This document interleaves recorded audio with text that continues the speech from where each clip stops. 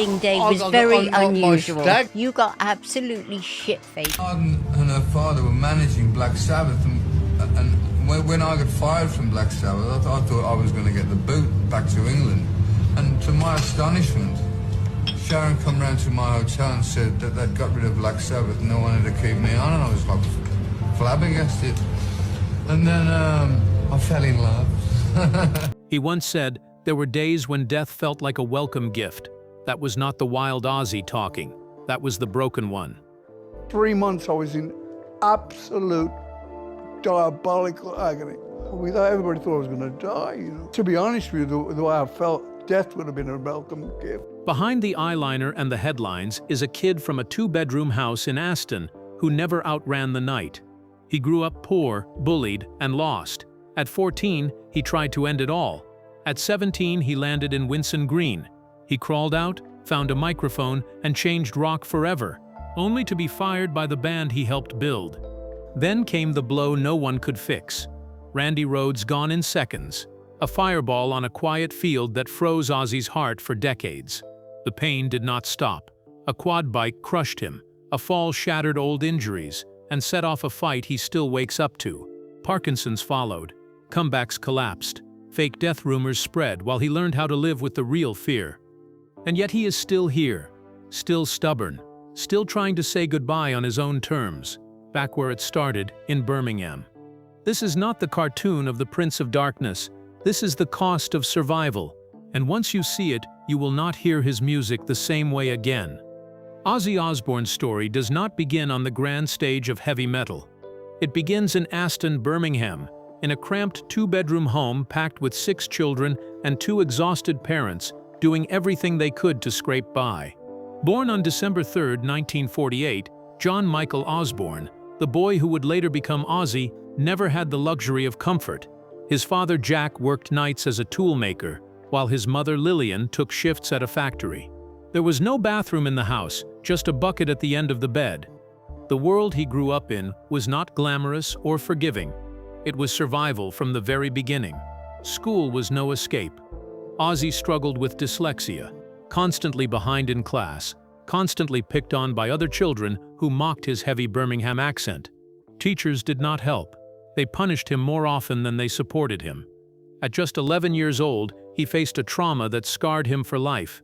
He was assaulted repeatedly by school bullies who waited for him on his walk home. He admitted later that those attacks completely messed me up, and one of them happened right in front of his sister. He never told his parents, carrying the pain in silence. That silence would become a pattern in his life. By the time he turned 12, the schoolyard teasing had turned into something worse. He was skipping school regularly, avoiding the violence, but also missing any chance at stability. At 14, his world collapsed in an even darker way. Struggling with constant bullying, shame, and thoughts he could not control, Ozzy reached his breaking point. He later described the moment like drowning in the ocean, convinced there was no way out. His father came home just in time, stopping what could have been the end of the future Prince of Darkness. But surviving did not erase the pain. It only confirmed to him that he was broken in ways no one around him could see. Soon the distractions began. Alcohol, marijuana, pills, anything to quiet the noise in his head. "I was not drinking for fun," he later admitted. "I was self-medicating." At 15, he left school for good and bounced from job to job. Construction laborer, car horn tuner, plumber, slaughterhouse worker, nothing gave him direction. At 17, desperate and reckless, he tried to rob a clothing store. He was caught, fined, and when his father refused to pay, he was sent to Winson Green prison for 6 weeks. The prison was harsh, filled with grown men and criminals who treated him like nothing. For the first time, reality hit him. He realized he could not survive down that path. But in that same cold cell, one spark of light remained: the Beatles. When he heard them for the first time, he realized that maybe music was the only way out. Ozzy left prison with nothing. No education, no plan, no future. But deep inside, the dream of holding a microphone and escaping Aston was still alive. It would take years, and it would cost him more than he could ever imagine. But that moment, a kid from a broken home staring at a broken future, was the beginning of everything. When Ozzy Osbourne walked out of Winson Green, Nobody could have guessed he would soon become the face of heavy metal. What he lacked in education or stability, he made up for with raw presence and a voice that did not sound like anyone else. By the late 1960s, Birmingham's working-class neighborhoods were alive with young men chasing music dreams. Ozzy joined forces with guitarist Tony Iommi, bassist Geezer Butler, and drummer Bill Ward. Together they formed Black Sabbath in 1968, a band that would not just play music, but invent an entirely new sound. Dark, heavy, and unsettling, it was everything the sunny world of pop was not. Their second album, Paranoid, with its thunderous title track and the chilling Iron Man, changed rock history. Suddenly, this kid from Aston was leading a global movement. Fans worshipped them, critics feared them, and the band became the foundation of heavy metal. But behind the scenes, the cracks began early. Success brought money, women, and endless access to drugs. Ozzy, already struggling with addiction, dove in headfirst. The chaos became part of his persona, but it was also pulling the band apart. By the mid-1970s, their once unstoppable rise started to stumble. Albums like Technical Ecstasy and Never Say Die received mixed reviews. Fans and critics accused them of losing their edge. Adding to the humiliation, their opening act, Van Halen, began to outshine them on tour. Young, flashy, and fueled by Eddie Van Halen's guitar heroics, the new band made Sabbath look old and tired. For Ozzy, it was a brutal blow. He was spiraling deeper into drugs and alcohol, missing rehearsals, and disappearing when the band needed him most. The tension could not last forever. In 1979, the unthinkable happened. Black Sabbath fired Ozzy Osbourne. For him, it was betrayal. He admitted later that he was wasted out of his mind, but also pointed out that every member of the band was using. Why was he the one singled out? To Ozzy, it felt like his brothers had turned their backs on him at the worst moment of his life. Suddenly, the kid from Aston who had clawed his way to the top was thrown back into the void. Alone, addicted, and humiliated, Ozzy was convinced his career was finished. But history had other plans. Just when the world thought the Prince of Darkness was done, a new chapter opened that would prove even bigger than the first. After being cast aside by the very band he helped build, Ozzy Osbourne could have easily vanished into the haze of his addictions. By 1979, he was broke, drowning in alcohol, and living in a hotel room surrounded by beer bottles, convinced his career was over. But Sharon Arden, daughter of his manager Don Arden and the woman who would later become his wife, stepped in. Sharon believed Ozzy was not finished, that he could rise again if given the right push. She helped him clean up just enough to get back into the studio. And what happened next shocked the entire music industry. In 1980, Ozzy released Blizzard of Oz, his debut solo album, and it was a revelation.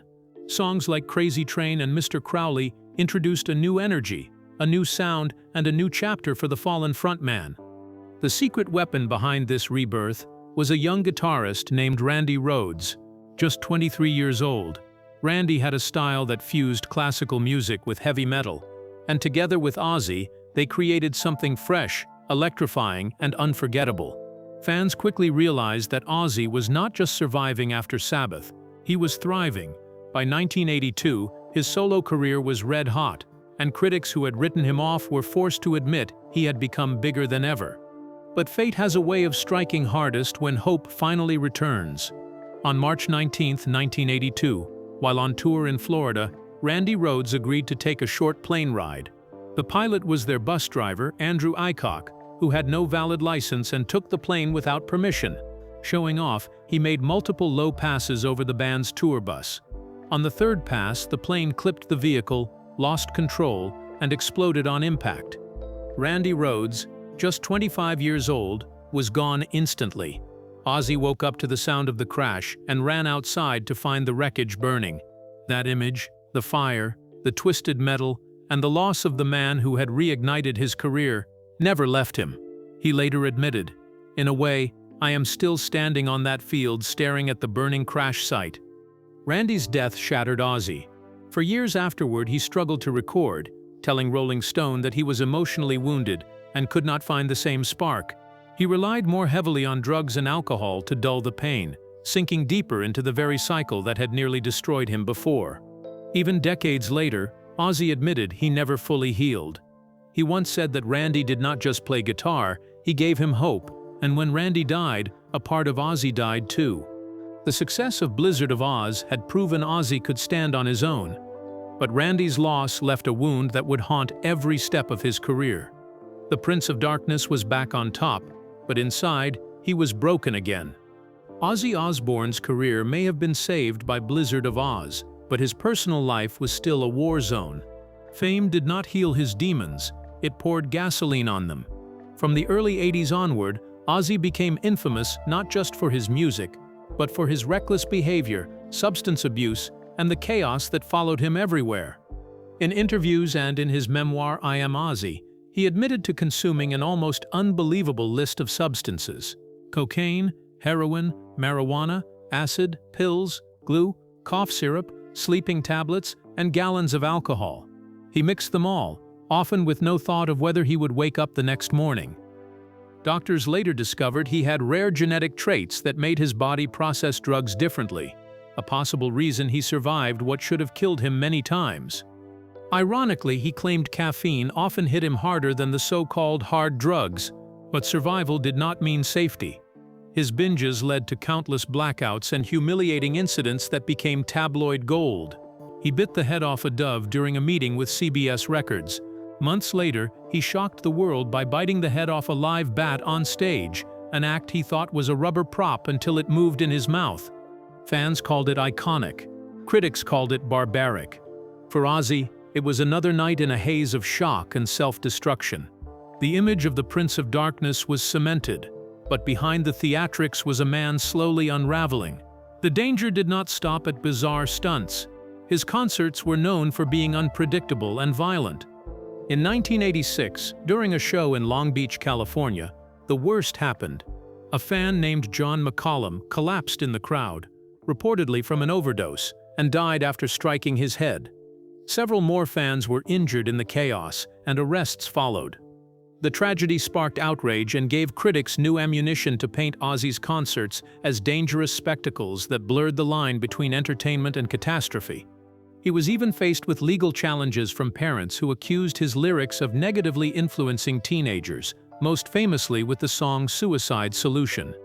Though the lawsuits were eventually dismissed, the headlines fed his dark reputation.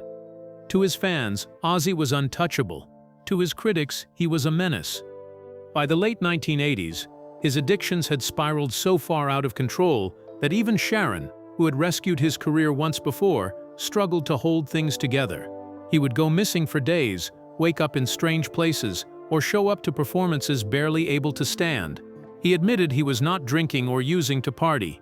He was simply numbing himself, lost in grief, guilt, and confusion. Every time he tried to climb out, another scandal or setback dragged him back under. Still, despite the lawsuits, the headlines, and the near-death moments, his fans kept showing up. They saw the chaos not as weakness, but as part of the Ozzy legend. The world could not look away, and neither could Sharon, though the storm inside their marriage was just beginning. If Ozzy Osbourne's stage life was chaos, his private life was even more destructive.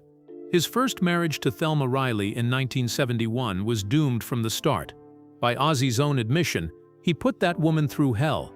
He was rarely home, constantly drinking, and serially unfaithful. He treated marriage as an afterthought while chasing women, cocaine, and the road. One night in California, he phoned Thelma from his hotel room to tell her he loved her, and then immediately slept with 3 different women. Decades later, he still called marrying her one of his greatest regrets, not because of who she was, but because he destroyed the relationship with his reckless lifestyle. By the late 1970s, his marriage to Thelma was over. But the pain he caused there carried over into his second marriage, the one that would define much of his personal life and career. In 1982, Ozzy married Sharon Arden, the woman who had believed in him when no one else did. Sharon was not just his partner, she was his manager, the driving force behind his solo career and his survival. But even that powerful bond was not enough to shield them from the destruction of Ozzy's addictions. Their relationship quickly became a battlefield. The lowest moment came in 1989. High on a cocktail of drugs and alcohol, Ozzy attacked Sharon in their home. He walked into the room and calmly told her, "You have got to die. Then he tried to strangle her. If someone else had not been there to intervene, it could have ended in murder. Sharon later said in interviews that if she had had a gun, she would have shot him on the spot to save herself. Police were called. Ozzy was arrested, and when he woke up in a cell, he was told the truth. "You attacked your wife." Ozzy had no memory of the incident. He described the walls of his cell smeared with filth, his head pounding, and the horror of realizing what he had done. It was a turning point, but not a clean one. After rehab, Sharon took him back, though neither of them ever forgot how close they came to tragedy. Even when he was not violent, Ozzy's betrayals continued. Infidelity became a constant shadow over his marriage to Sharon. In her own words, she knew of at least 6 affairs, ranging from one-night encounters with fans to ongoing flings with women who worked in their home. In one shocking moment, Ozzy accidentally emailed Sharon a love letter meant for another woman. Furious, Sharon confronted him. Ozzy admitted the truth only after she slipped him sleeping pills to force him into a vulnerable state. Months later, she discovered he was still lying and still cheating. For Sharon, it was more than betrayal. It was humiliation played out in front of the entire world. Even after therapy and treatment for sex addiction, the scars lingered. Sharon openly admitted on The Talk in 2018 that intimacy had become a point of conflict in their marriage. Ozzy, then in his late 60s, still had a powerful drive for closeness, while Sharon longed for peace and quiet. Despite the bitterness, the fights, and the endless cycle of pain, they never divorced. Their relationship survived, but it was permanently fractured.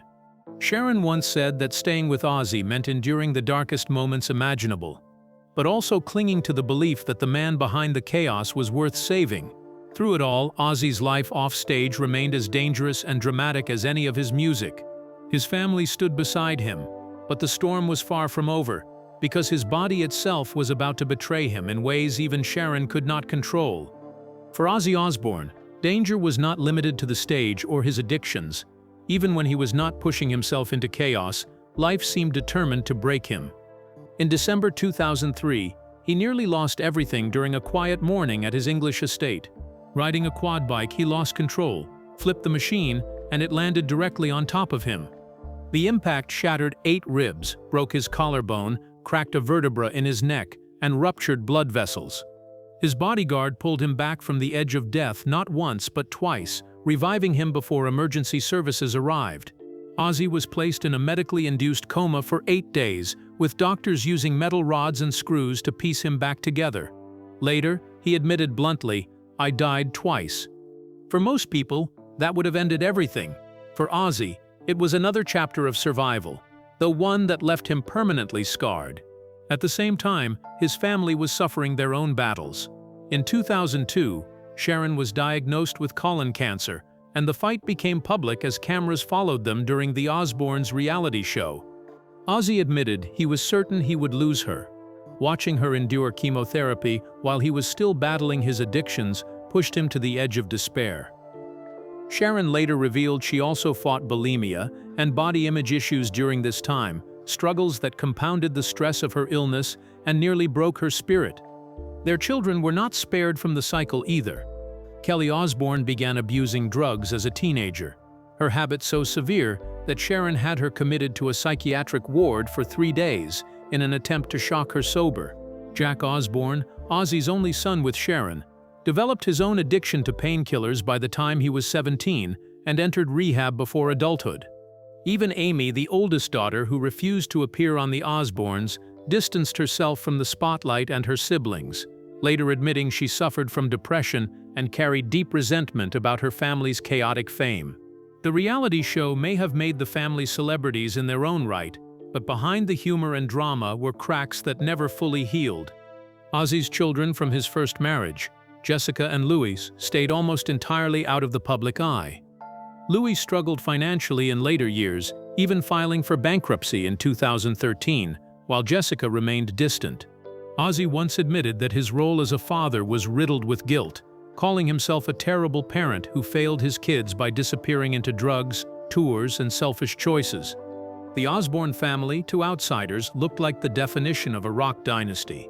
Inside, it was a house built on pain, patched together by Sharon's determination and Ozzy's unpredictable resilience. But as his children found their own paths and his wife fought cancer, Ozzy's body began to show signs of a battle that even he could not win. By the late 2010s, Ozzy Osbourne had already cheated death more times than anyone thought possible. But in 2019, his body finally caught up to the years of punishment. One night, while simply walking to the bathroom, Ozzy tripped and fell hard, smashing face first into the ground. For most people, a fall might mean bruises or a broken bone. For Ozzy, it was catastrophic. The impact dislodged the metal pins in his spine from his 2003 quad bike accident, triggering agony that he later described as a 55 out of 10 on the pain scale. Surgeons rushed to repair the damage, but recovery was brutal. He spent months confined, unable to move, waking up each day trapped in pain that made him wish for death. What fans did not realize at the time was that this accident had also uncovered something deeper, a battle Ozzy could never win. In January 2020, during an emotional interview on Good Morning America, Ozzy finally admitted the truth. He had been diagnosed with a form of Parkinson's disease called PRKN2. Rumors about his health had been swirling for months after canceled tour dates, but hearing it from him shocked the world. Parkinson's does not kill quickly, but it robs the body piece by piece. Sharon explained that it was not a death sentence, but it made every day unpredictable. One good day followed by two bad ones. For Ozzy, who had lived his life on stage, it was devastating. He said revealing the truth felt like a weight being lifted. But behind his words was fear. The diagnosis meant his entire way of life had to change. Touring, the one constant in his chaotic world, became impossible. After years of promising fans he would be back, on February 1, 2023, Ozzy announced his retirement from touring. In a heartfelt statement, he admitted, "This is probably one of the hardest things I have ever had to share with my loyal fans." For a man who had built his entire identity on performing, it was like saying goodbye to his very existence. He explained that multiple spinal surgeries had left him physically unable to handle the grueling schedule of traveling and performing. Still, he refused to fully quit. "My team is working on ideas where I can perform without having to travel," he said, clinging to the dream of one last moment on stage. But Parkinson's does not wait for dreams. The disease progressed, his balance worsened, his legs grew weaker, and his body betrayed him in ways drugs and accidents never had. For the first time, Ozzy's enemy was not addiction, critics, or even himself. It was his own nervous system shutting down, piece by piece. For fans, it was heartbreaking. For Ozzy, it was another reminder that the Prince of Darkness was still just a man, facing the same cruel reality that no one can escape. Even after announcing his retirement from touring, Ozzy Osbourne refused to accept the idea of fading quietly into the background. For decades, he had been the man who defied the odds, the survivor who always found a way back. And in 2023, fans believed they might see one more miracle. He was scheduled to headline the Power Trip Festival in California, performing alongside Metallica, Guns N' Roses, and Iron Maiden. It would have been his first live show in 5 years, the perfect stage for a legendary comeback. But just months before the event, the dream collapsed. Ozzy canceled, admitting that his body simply was not ready. In a rare moment of vulnerability, he said, "I am much too proud to have my first show in nearly 5 years be half-assed." His replacement, Judas Priest, stepped in. But fans were left devastated. As Ozzy tried to rest and recover, the internet took his silence and twisted it into something darker. Fake news videos popped up claiming he had died, some even listing a made-up date of death. One clip spread so widely that Ozzy himself watched it and laughed bitterly. On his podcast, he mocked it with Monty Python's line, "I am not dead yet, it is just a flesh wound." But while he made jokes, his family was furious. His son Jack criticized tabloids and YouTubers, calling them liars and demanding they stop spreading rumors. Photos of Ozzy looking frail only fueled the gossip. For many, the myth of the immortal Prince of Darkness was colliding with the reality of an aging man fighting his last battles. The losses around him only made things heavier. In 2022, he had recorded with Foo Fighters drummer Taylor Hawkins for his album Patient No. 9. Months later, Hawkins was gone, another reminder to Ozzy that life was fragile and merciless. Then in 2024, his beloved Pomeranian Rocky died after 15 years by his side. For Ozzy, who had relied on the dog through endless tours, surgeries, and nights of despair, it was crushing. He posted simply, "I will see you on the other side, my friend," echoing the words of his own iconic song.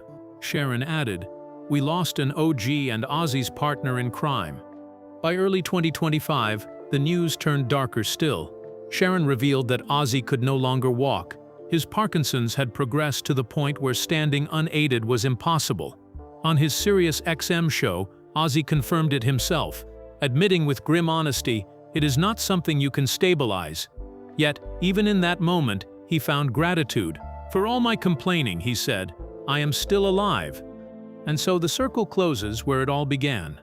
On July 5, 2025, Ozzy Osbourne is set to return to Birmingham, his hometown, for one final performance with the original Black Sabbath lineup.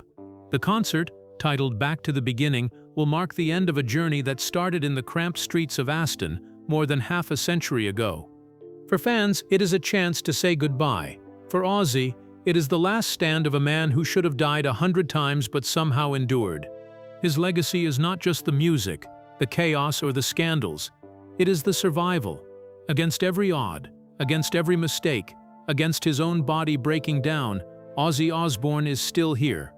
And on that July night, when the lights go down in Birmingham, he will close the book on a life that was never meant to last this long, but one that changed music forever.